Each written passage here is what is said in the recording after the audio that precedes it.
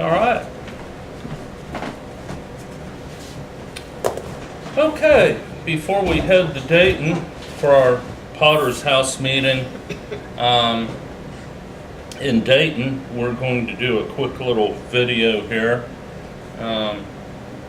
Getting sent a lot of great information by readers, and another one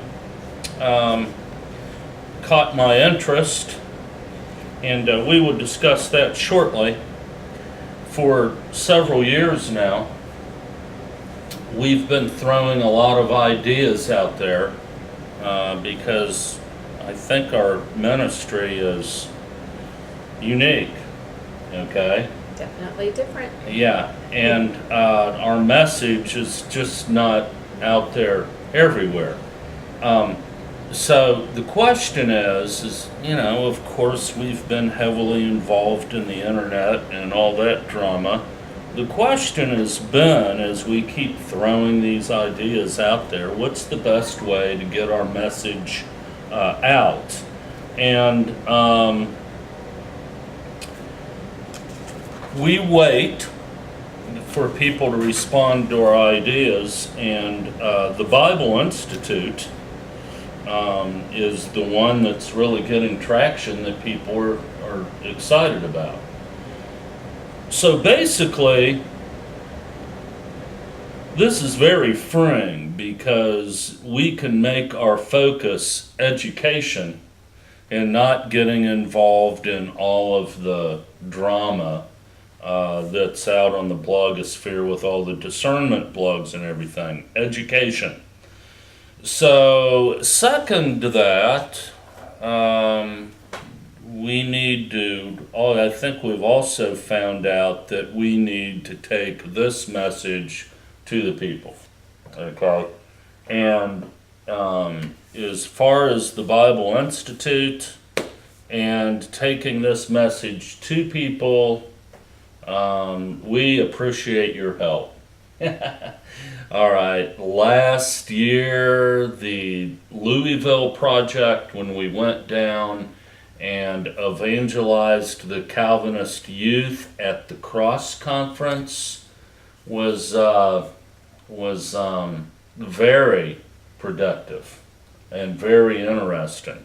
Now, we had planned on doing the same thing with pastors at the Vine Conference in Minneapolis, and there were two things that hindered us. We didn't get the financial support that we got for Louisville, and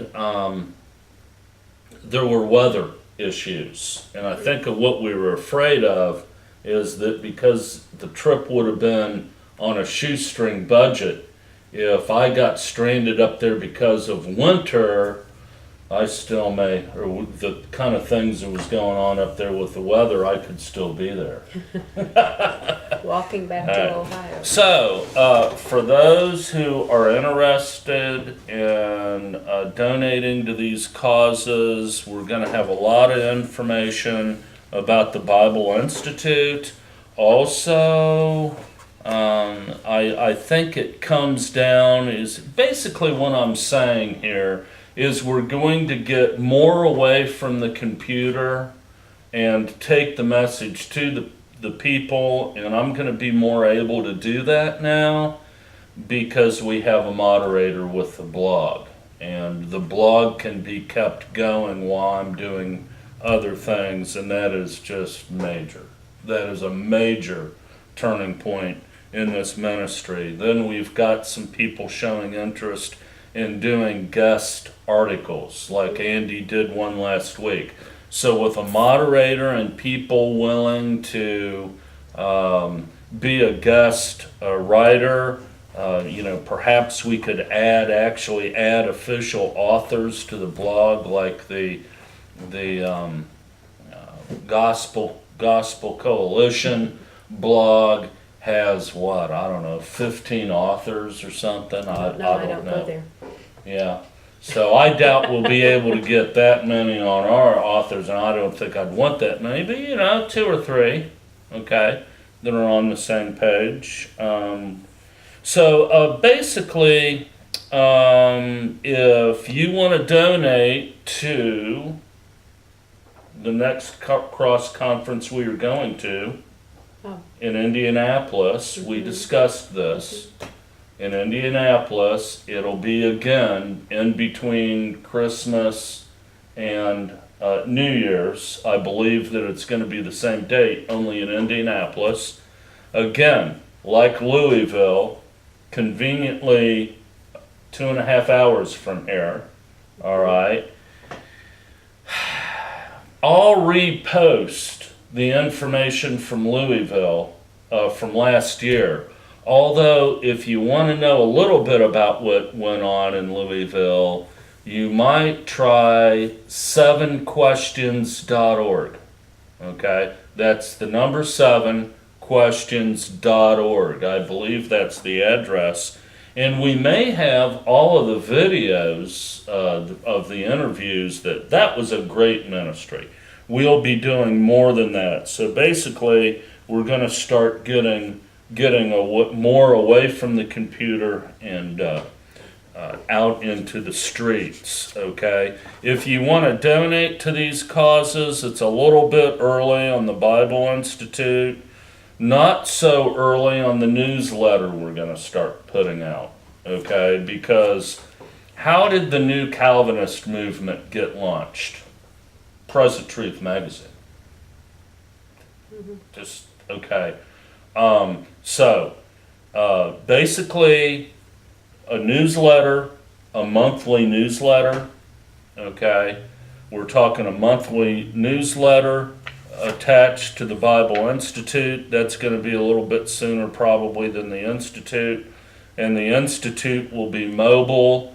We're thinking crash courses here at the Potter's House on the weekend. And then if people want to invite us out to do a seminar, no problem. But the Cross Conference coming up in Indianapolis in December, Tank, T-A-N-C, P.O. Box 583, Xenia, Ohio, 45385.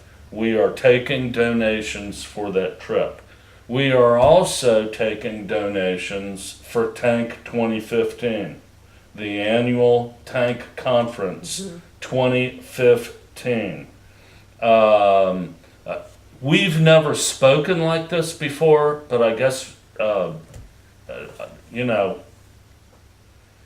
I'd look at what all these heretics are getting paid out in the blogosphere and whatnot. If we think we have the truth and we think that we're doing a valued education process here, I don't think we need to be ashamed to ask. But the 2014 conference was tight. Actually, a little beyond tight. Okay, and again, Tank, T-A-N-C, P.O. Box 583, Xenia, Ohio 45385. Earmark where you want the money to go, and it'll be set aside. Okay. Absolutely.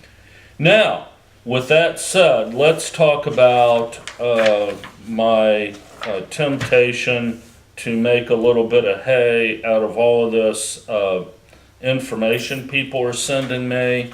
I got an email linking me to an article, okay, and the email says, when books are written against J.C. Ryle, you know they are on the wrong track. Okay, well, what have we learned from John Emmel starting in 2012 from the first conference? Let me put it simply.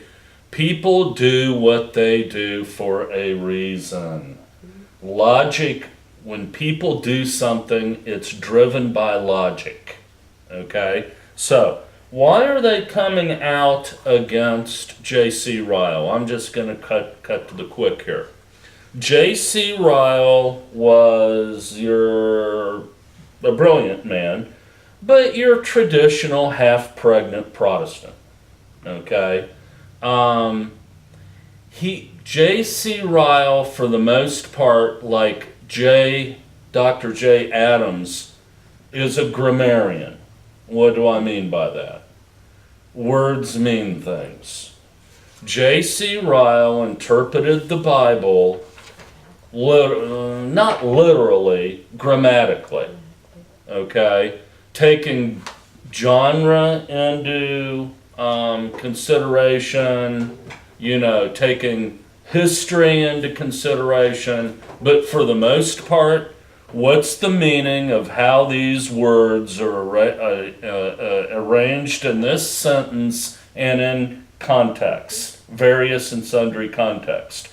When the biblical authors were writing to the people of that day, what did that mean to those people? Okay?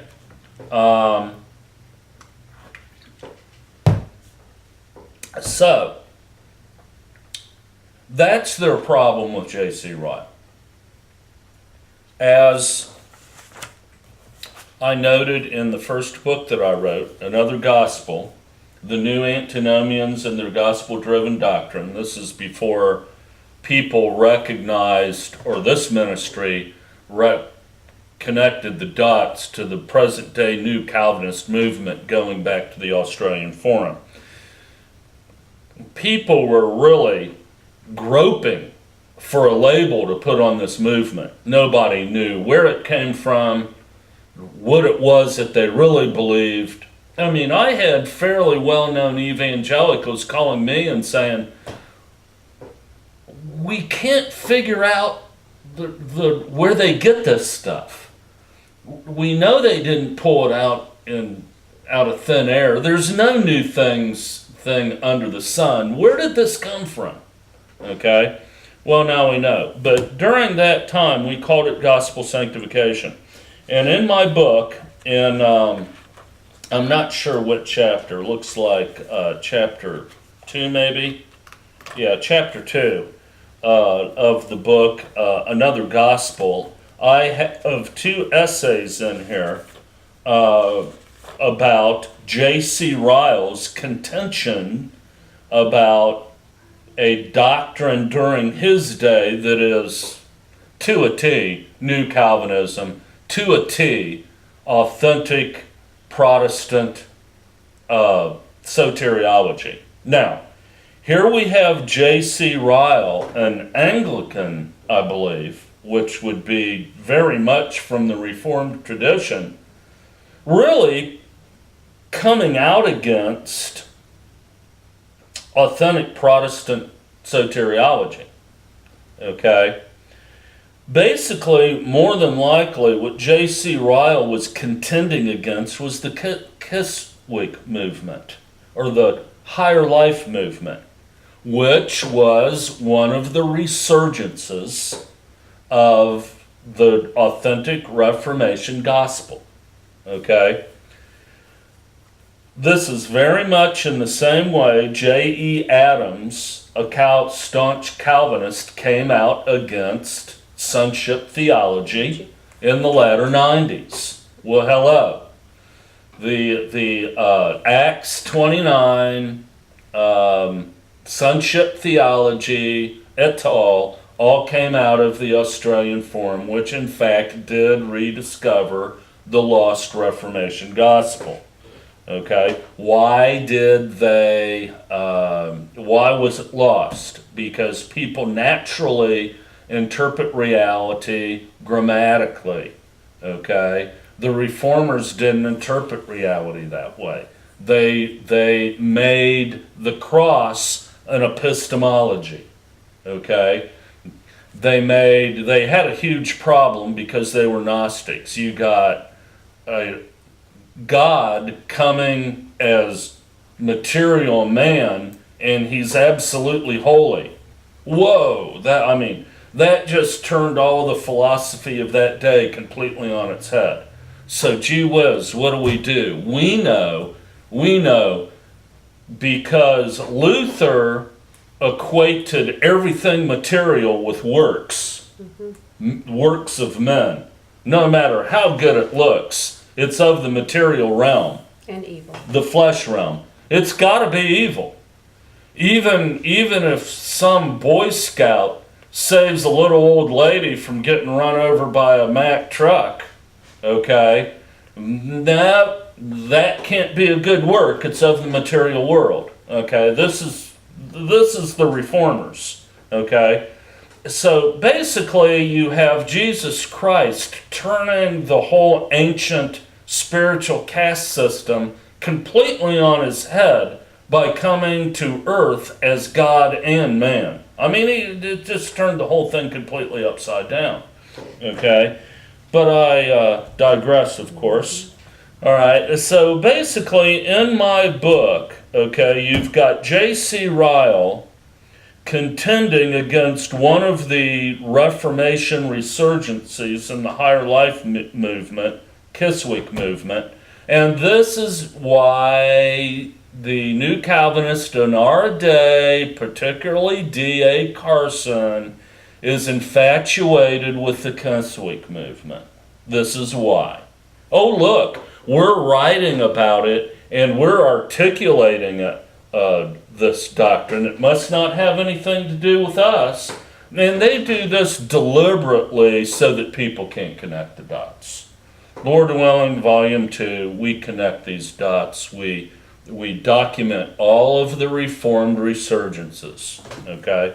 So basically what you have here is J.C. Ryle wrote the holiness. I think 20 letters on holiness and sanctification.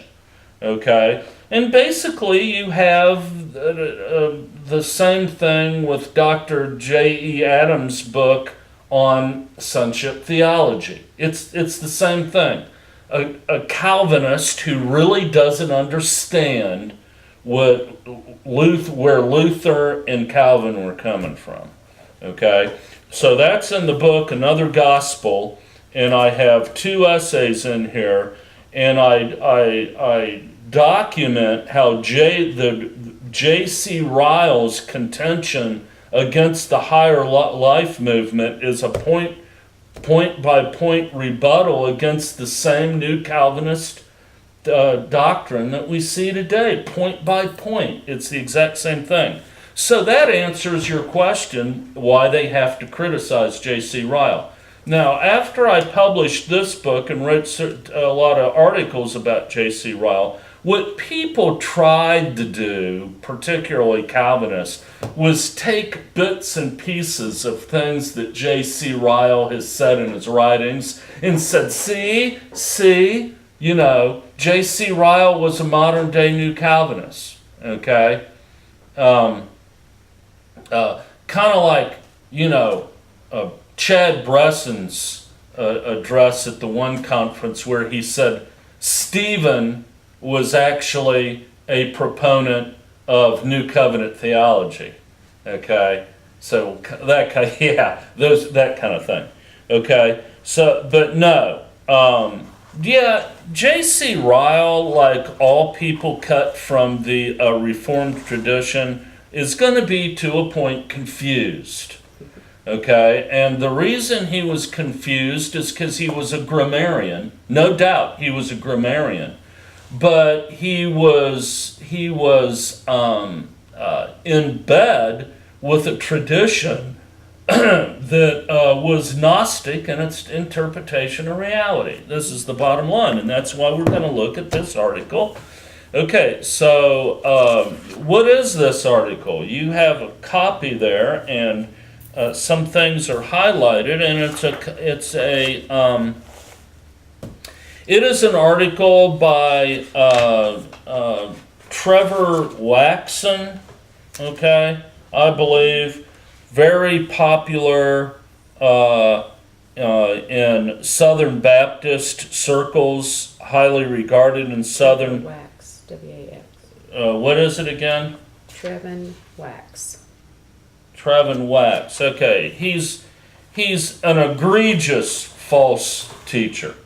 Okay, like most of these guys. Okay, so he writes this article, and again, because of the lack of education and the deliberate attempt by the Reformation to dumb down the herd, the Christian herd. Here's what he does, and this is what all of these guys do.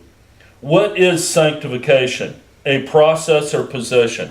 He's setting the agenda for interpretation. Okay? No. See, that's not the question. Here's the question. Okay? Here's the question. The real question is sanctification completely separate from justification? All right? Or are they never separate but distinct? Okay? What do they mean by that, Paul? Well, never separate, the golden chain of salvation, but distinct. Well, in what way distinct, Paul? Is it a process or a position? Okay?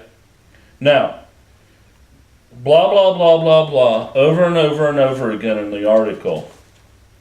Okay?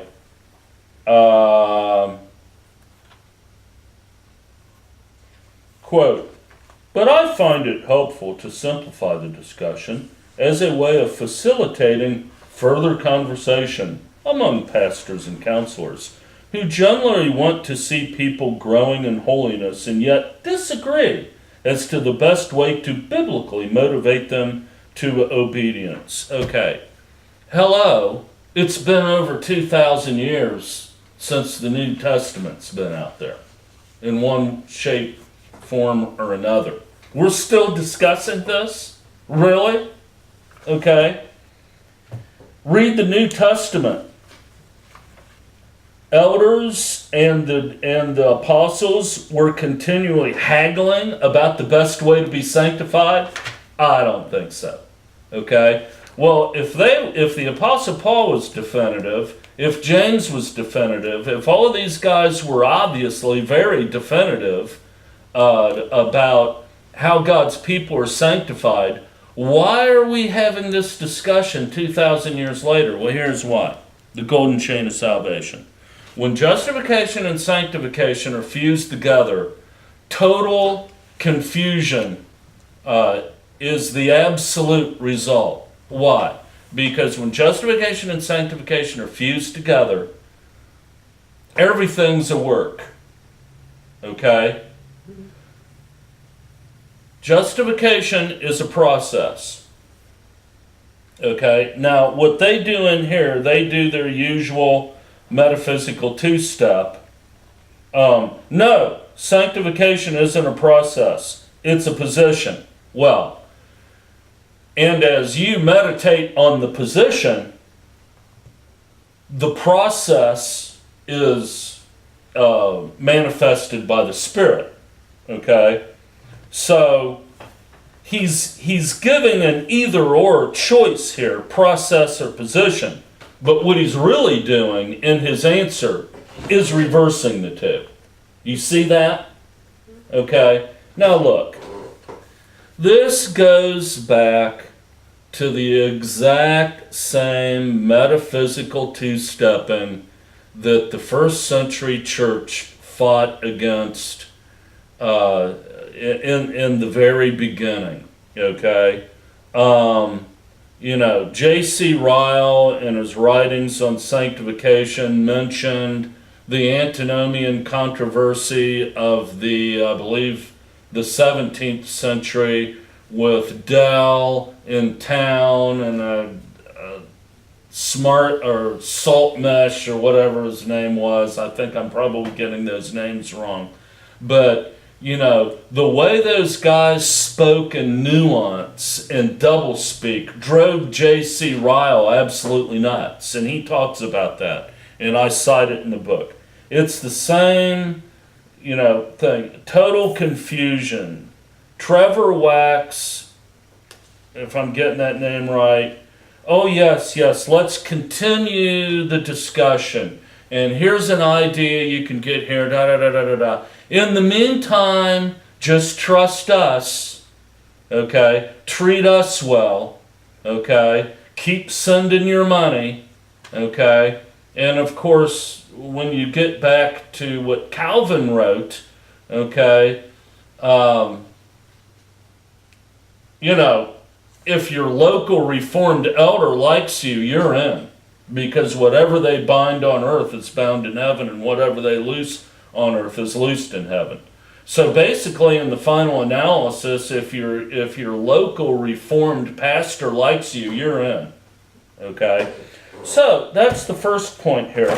What is sanctification, a process or position? That's not the question. He's setting the wrong premise. His premise is erroneous and completely foundless. The real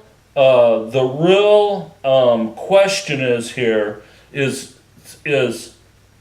sanctification completely separate from justification. In J.E. Adams' book, Against Sonship Theology, J.E. Adams, a staunch Calvinist, says unequivocally, yes, sanctification is completely separate from justification. Now, my concern with J.E. Adams and INS today, they have yahoos like Lou Perillo or whatever, however you pronounce his name, yes, they are separate, but, they still have to be connected. It's the same old thing where that sanctification is powered from justification to some point. And him and David Pallison both have attempted this metaphysical two-step where they say, oh yes, sanctification is powered from justification, but that's not the whole enchilada. Okay, there's other factors, and away they go. And by the time you're done reading their nonsense, you're so confused, oh well, they must have it right, and you go on, okay? Can you hand me your ink pen here, because I need, first of all, this article is, I believe, a review of David Peterson's book, Possessed by God. Right. So these are comments by Trevin Wax about David Peterson's book, Possessed by God. But he actually says here, about what Peterson says. Peterson admits that sanctification can be conceived as a process, but he argues, if you go down, that it is a status bestowed on us at conversion. So he has already connected sanctification to justification here. Peterson does. So he's already fused it together there. Right. And here's how they do it. Okay, here's how they get around this. Okay, so he goes on, he set the wrong premise. Whether it's a process or a position isn't the question. And even though he gives an either or process or position, he utilizes both to make his point. Just like Piper did last week. Right. Yes, it's a position only, but the process that you see is done by the Holy Spirit. So it is a process. It's just not done by us. Now, if he wanted to be honest, he would have said, it's both, but we don't do the process. We only observe or experience the process. And he says that. Okay? So, all right. Watch this. He gives us links here, and he says it's a good contribution. We have another good contribution. This is a good contribution to the discussion. Why are we having the discussion? Okay? There was no confusion in the New Testament about how believers are sanctified. All right? So, it's a good contribution to the ongoing discussion on the nature of sanctification and the pastoral wisdom, okay, of knowing where to put emphasis. Notice I have that circled, underlined, when discipling believers, okay? Then a little bit further down, he warns against, that is Peterson, focusing. He changes emphasis for focus now. We're talking about a focus. Okay? More on the process than the position. Why? Because we're to focus on the position, and the process happens apart from us. I'll get to that later. This is what he's not being honest about, because he's a lying heretic, false prophet, teacher, okay? Because such an approach can actually work against the progress that a believer wants to what? Experience. There's that word experience there. Notice the goal of the believer is to experience. Okay? The experience. Now, we see more of this in Articles of Confusion. Okay? And I got them all over the place here. Here's the article about Rachel Held Evans taking her ball and going home because World Vision initially allowed homosexuals to work there, okay? And, they reversed their prior policy, allowed same-sex married couples to work there, and then reversed their position. She was originally for it, okay, thought it was a great decision, and then when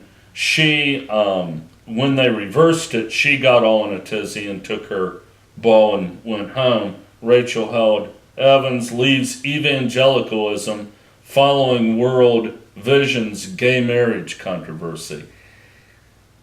Why are evangelicals, and see, when you learn about all of this world philosophy stuff and the stuff John Emmel teaches, okay, you see so much of this stuff in the New Testament.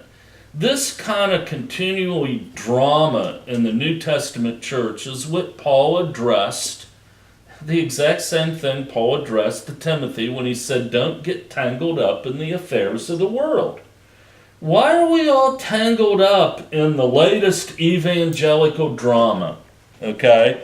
Because we have to figure out, okay, how to live by faith alone in the middle of this chain. And it's just total confusion.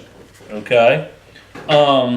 So, basically, listen to what one of the premier evangelicals of our day, considered to be a biblicist, considered to be on the cutting edge of sound doctrine, Russell D. Moore, another Southern Baptist, okay, he's mentioned in the article as saying, I think World Vision made the right decision. And here's what you get with these institutions, okay? It's an institution. It's spiritual caste. They made a decision for some political reason or financial reason, waited, put their finger in the air, called their accountant, and depending on which way donations and were coming or going, they made decisions accordingly. Okay? It's the same thing ABWE did with the missionary kids. When your whole institution is founded on a icon like, what's his name? Ketchum, okay? You got to protect that icon. It's an institutional situation. So anyway, he said, yada, they made the right decision. Russell D. Moore, president of the Ethics and Religious Liberty Commission of the Southern Baptist Convention, said on Twitter that World Vision has, quote, has done the right thing, okay? Quote, now let's all work for a holistic gospel presence. Okay? What in the Yahoo is a holistic gospel presence? That's a new one. We should Well, put that on our list. experience, gospel presence. He's saying it right there. Christians should only be focusing and working towards a what? Gospel presence. Okay? Look, this is a bunch of first century Gnosticism on steroids. Okay?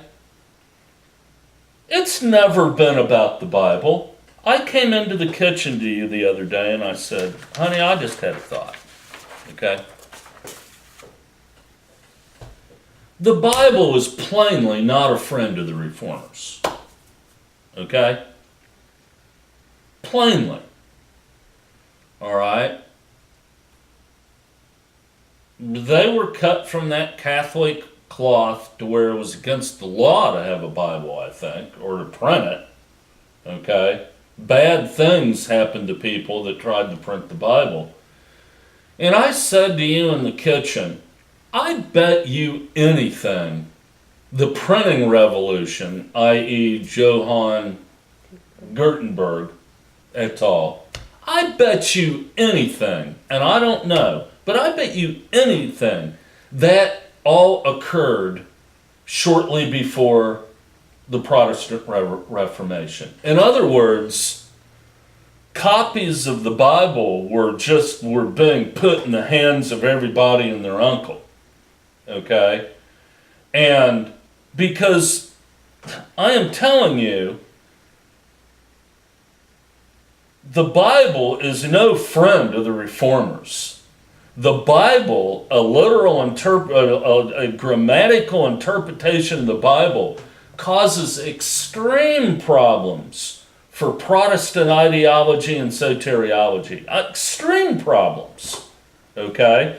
Lo and behold, I did a little bit of Googling before I came here, and this whole printing Reformation started, 30, 40, 50 years before the Reformation. I knew it. Okay?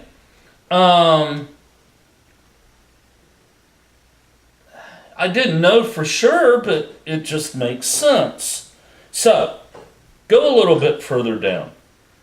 Clearly, the goal of Christianity is to experience. It's realm experience. Okay? Now, what's the next heading down there that I have underlined? What do you emphasize? Focus. Emphasis. What is this? This is the Gnostic emphasis hermeneutic. What is it? Okay.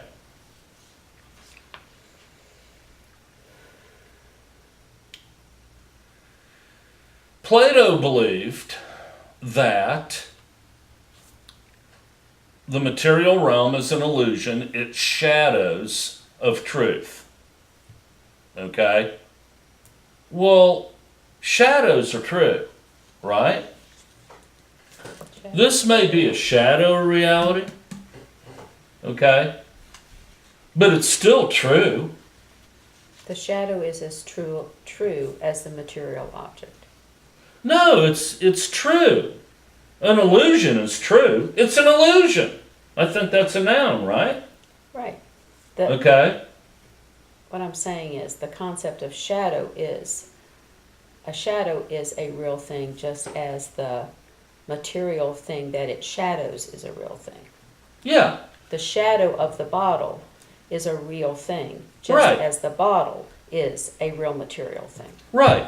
Now, however, and they use, and again, this is the very thesis of Rick Holland's book, Uneclipsing the Sun.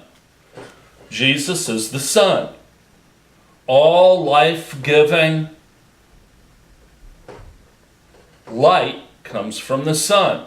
What happens if there's a nuclear holocaust and the whole world gets covered by a cloud? Bad things, right? Okay. You block the sun from your earth, and I suppose everything dies, right? Yeah. Okay. Now, you've got the sun, okay, and you've got a building that's eclipsing the sun, and then you've got the shadow. Okay? Plato's complaint against the masses is that the masses, the great unwashed masses, lived in the shadows. They tried to interpret life through the shadows, what the five senses could, perceive. They tried to make sense of life through the visible. And this is exactly what Luther says, bemoans in the Heidelberg Disputation. Okay? My theory is that Gutenberg comes along and starts making the Bible available to everybody and their uncle, and that's a huge problem for the Gnostic Catholics and Protestants. Okay? But at any rate, you've got this problem with interpreting reality through the shadows. Okay? So, what do you want to emphasize? Okay? This is exactly what this little jerk is pertaining to. Okay? Well, Be nice. I'm really getting, my patience are getting thin with these people. Be nice. Okay? So, at any rate, this is the emphasis hermeneutic. Okay? Sure, shadows are true, but they don't do you any good. You got to focus on the what? The sun.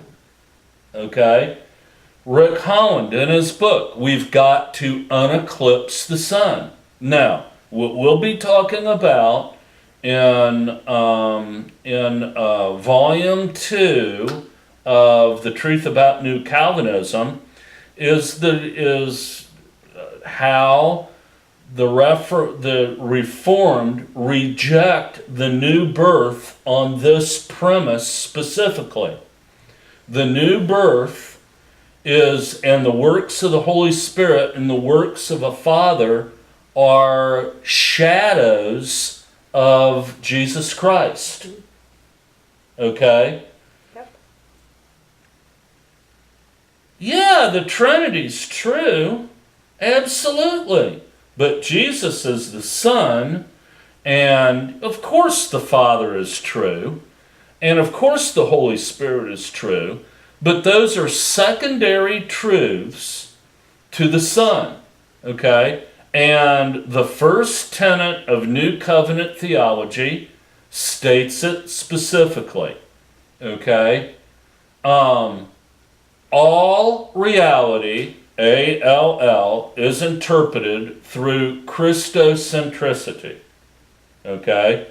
Graham Goldsworthy, the contemporary father of redemptive historical hermeneutics, says the exact same thing. I quote him extensively in The Truth About New Calvinism, Volume 1, accordingly.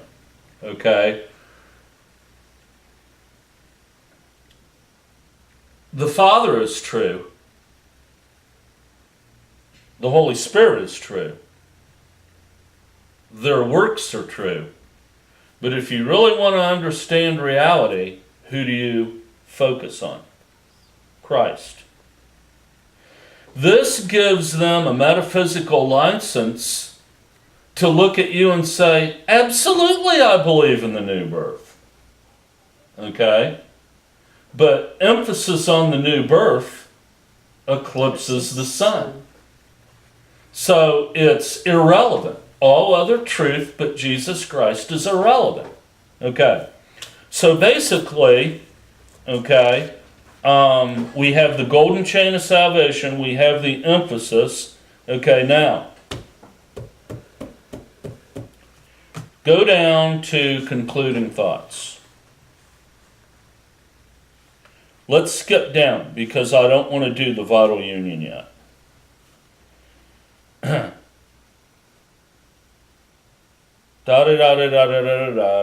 This guy's got a good point. That guy's got a good point. Peterson has a good point also Peterson keeps us firmly in the soil of the biblical narrative and worldview. Biblical narrative. Ready. Okay? Right. What is the biblical narrative? Okay? That is the redemptive meta-narrative. What's a meta-narrative? Meta as in metaphysics. Okay? The gospel narrative or the redemptive narrative interprets all reality. Okay? How does this go? All of life, all of reality is in essence a movie that God wrote before the foundation of the world. Okay? Like a movie script. Right. You're just a character in the script. And in the script, you either go to heaven or hell. Everything that happens in your life glorifies God in some way. Okay? Michael Horton talks about this stuff all the time. You ready for this? Is everybody ready? They refer to it all the time as the divine drama. The Puritans did. Right, the Puritans did also.